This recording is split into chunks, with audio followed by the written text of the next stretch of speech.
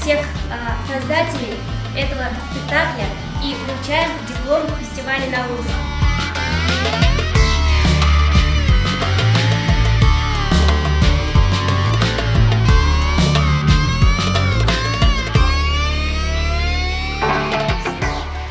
Мы приходим постоянно, ежегодно на этот фестиваль, и каждый раз есть что-то новое, что можно открыть для себя и для своих детей и будущего. Это хороший спектакль. Нет, я не хочу, я устала.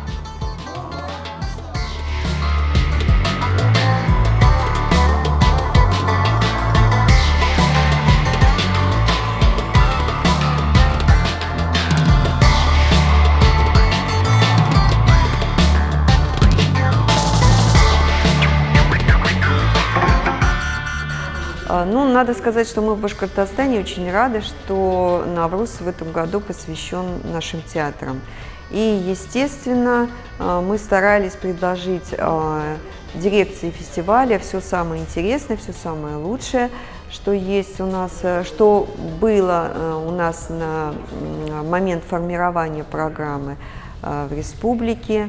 Естественно, мы хотели бы привести, наверное, больше театров, но я понимаю, что программа фестиваля не позволяет пригласить абсолютно всех. Поэтому наиболее интересные, причем разное, и на национальном материале, и на зарубежном материале, и в традиционной стилистике, и в нетрадиционной стилистике. Вот. Хотелось дать такой срез, любопытный, как мне кажется, срез, который сейчас есть в театральном искусстве республики. Вчера казанский зритель и фестивальный зритель мог видеть спектакль «Таганок» в постановке нашего земляка, ныне московского режиссера Антона Федорова. Милый, добрый, симпатичный спектакль, поставленный по повести Мустая Карима одноименной.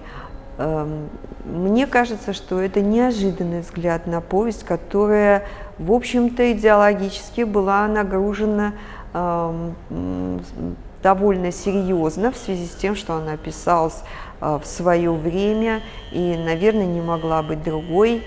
Антон Павлович из этой повести вынес какие-то свои мысли и очень интересно, как мне кажется, интерпретировал.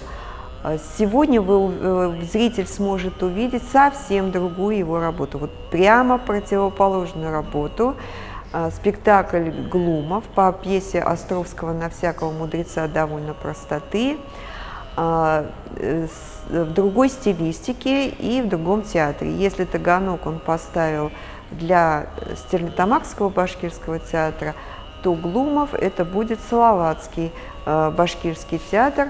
Неожиданный будет спектакль, мне не хочется сейчас говорить о его подробностях с тем, чтобы некая интрига оставалась.